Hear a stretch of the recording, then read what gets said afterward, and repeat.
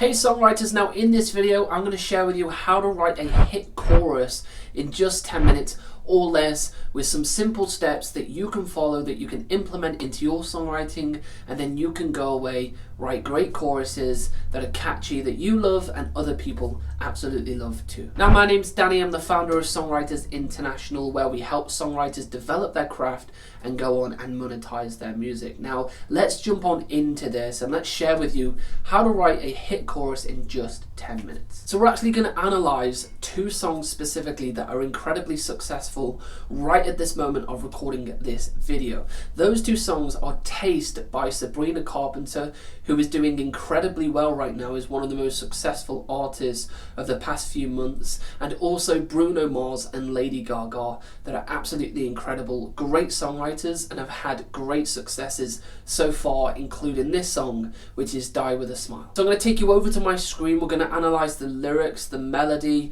what they're actually doing that make these choruses particularly incredible. Okay, so now we're over on my screen and there's just a couple of things that I want to go through first of all, which is going to help us with the analysis of the two songs by Sabrina Carpenter and by Bruno Mars and Lady Gaga. So the first thing first, I want to talk about what we call disjunct melodies. Okay, these are absolutely crucial for creating hooks, and I've also put this picture here of a mountain. This is going to help us visualize what a disjunct melody is. Now, a disjunct melody in simple terms is a melody that sharply rises and sharply falls, a little bit like this mountain. You can see it rises up and then it falls down and rises back up and falls back down.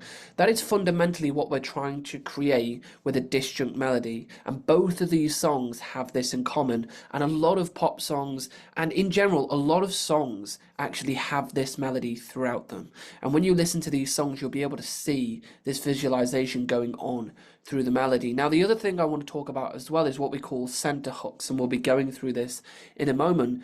But a center hook is a melody, or it could be two or three melodies within a chorus typically that is repeated. It can also be used in a verse or a pre-chorus or in an instrumental, but essentially it's just a hook in a song that everything is centered around and that is repeated the most. So now that we understand that, let's jump into the analysis first of all of Taste by Sabrina Carpenter. Now, first thing first, let's look at the chorus in particular. Now, I've highlighted sections in red, and that is because that's where the disjunct melody sits, okay? So, like I say, this is done by her when she goes into her falsetto range. So she goes into the falsetto and all of these red areas, which creates a spike and creates disjunct melody. And like I've said before, a disjunct melody is also actually known as a spike, essentially a melody that has a sharp rise and a sharp fall. She also opened each line. So here she's got I heard, you'll, and if. They all start with the same falsetto disjunct hook. And like I say, this is one of two center hooks. And like I say, what is a center hook? It's a hook that a chorus is centered around, and it'll always come back to it. Whatever the lyric is in between, the center hook will then always have its place for repetition.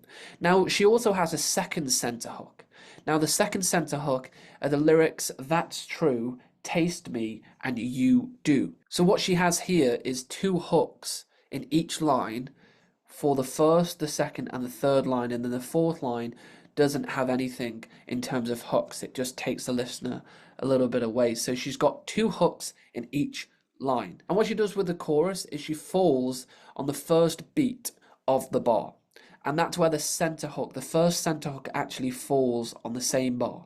So throughout the chorus, she falls on the first beat of the bar for I heard, you'll, and if. Okay, very, very simple, just to fall on the beat when the chorus actually comes in. What this does for us as listeners, it builds a sense of understanding that we know it's going to fall at the same place at the same time. And as songwriters, we have three choices of where we can fall that melody. We can fall it before the beat, we can fall it on the beat, or we can fall it after the beat. What she does, like I say, is she falls on the beat, which is very typical with a lot of songs.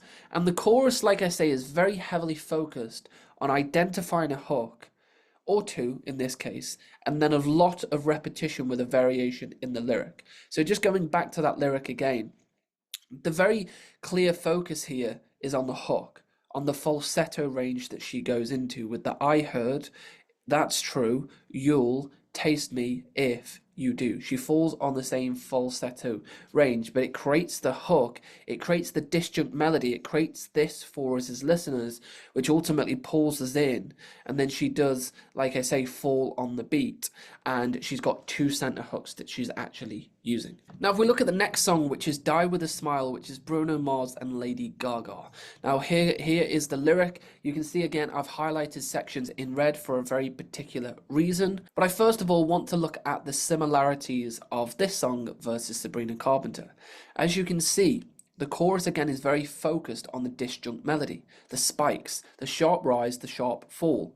And the sharp rise and sharp falls fall on the words that I've highlighted in red. For example, when it goes into the if the world, and then it goes on to next to you, if the party is where we spike, and the word through is where there's a spike, the word hold, die, and again world.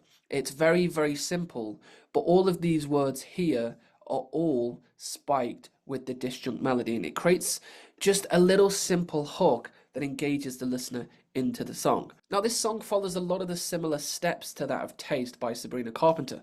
It's got two center hooks. The first center hook is on the third word of the first, third, fifth, and seventh line, right? So we actually look at this. Here's the first line. So we've got world.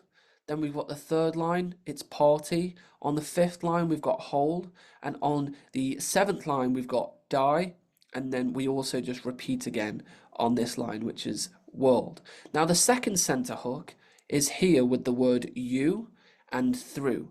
What Bruno Mars does is he goes into a falsetto range in this part of the song, which just creates a different hook to that of what we are hearing in the other parts of the chorus. Now, very, very simple, but if you look at the one by Sabrina Carpenter, Taste, and Bruno Mars, what do they have in common? Well, they're both using spiked melodies or disjunct melodies.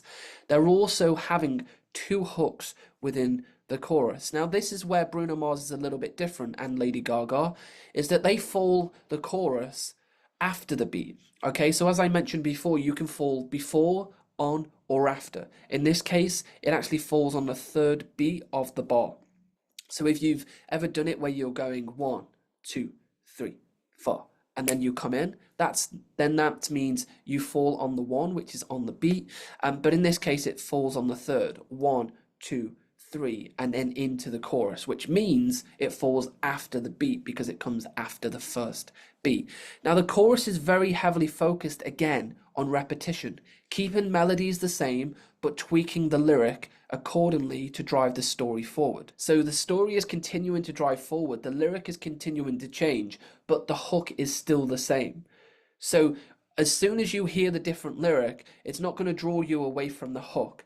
So the listener's always going to have that sense of familiarity with it because they've already heard that melody before, except all we're having now is a slightly different lyric. Now, just some very important additional tips for you when writing a chorus. Now that we have the backbone of some of the things that are going on here, a chorus is not meant to have lots of different melodies or lots of different things going on, because a chorus is designed to create hooks, keep things simple for the listener, and draw them in and sing back the lyrics that are being sung. So don't overcomplicate it with lots of moving parts. And this is basically the backbone of what both these songs do.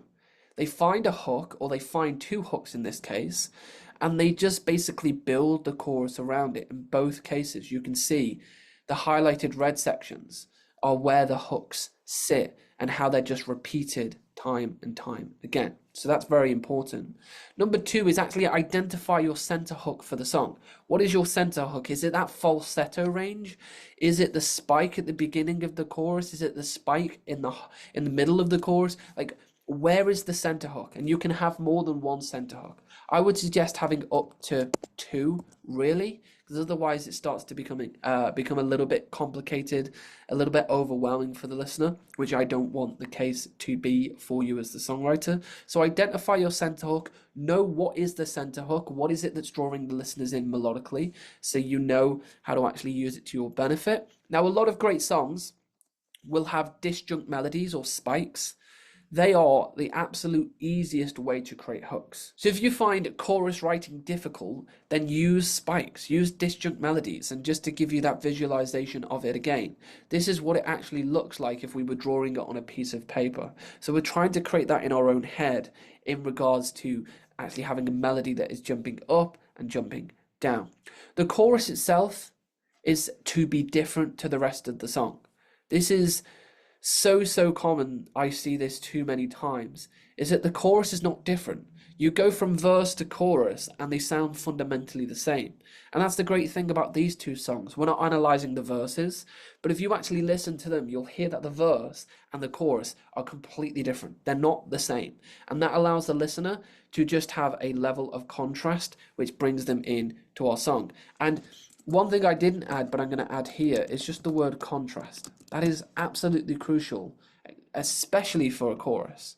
Contrast is the backbone of catchiness. It's the backbone of great songs. It's the backbone of great songwriting. If you can create contrast melodically, structurally, lyrically, all of those parts of your song and more, then you're going to entice the listeners into your song and allow them to stay there for longer, as long as you're doing your job as a songwriter. So there you have it. There we've broken down those two songs, but also what I want to do here is just go through those melodies a little bit further. So let's first of all look at Taste by Sabrina Carpenter. When you listen to that song and it starts with the I heard you back together, and if that's true. Now I can't sing it as well as her, but the I heard is the first disjunct melody, is that first spike, and the that's true, when she goes into a falsetto again, creates the spike, and then she does that for the next line and then the next line. So she has the opening line, which is the first hook, and then into the end of that first line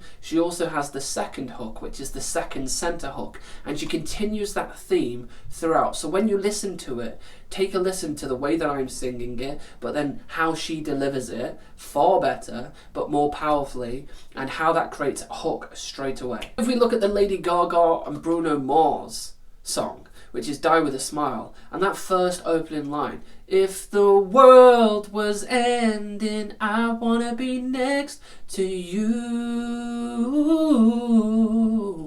Just that word world is where Bruno Mars absolutely pushes that melody to the next level. And now obviously I can't sing it as well as he can, but with that, if the world is that disjunct melody, is that spike, and then the next to you, and that's the second center hook. And then he takes that same melody and just repeats it, or shall I say, he and Lady Gaga take that same melody and repeat it. If the party was over and our time on earth was through. Just that. He takes the exact same melody, repeats it again, but changes the lyric that drives the song forwards. So the real big thing I want you to focus on more than anything is the disjunct melody that both of these songs are using, and how they're using it differently, but it still has the same effect for us as listeners. But secondly, how they're using two center hooks that draw in the listeners, that are the same throughout that chorus, but they just change the lyric. Now what I'm going to do as well, just for you to come to the end of this video, is just give you some very quick, simple examples. I'm just going to take that idea of a disjunct melody and a center hook, and how we can keep the melody the same but tweak the lyric accordingly. Now I don't know what lyric I'm going to come out with, but let's just roll with it and you're going to see how we build it. So let's go. 1, 2, 3, 4. 'Cause I just need you now, yeah. And I don't know what to do. Ooh, 'cause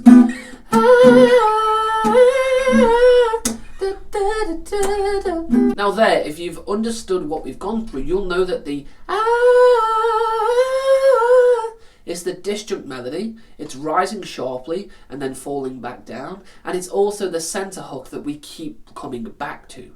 We keep coming back to it on the first and second line, then we have a break on the third line, and then we come back to it on the fourth line. So you can see the melody is the same. The lyric actually in this case is continuing to repeat the I, but the rest of the lyric would actually change. Now let's do a second example just to really solidify what it is we're talking about.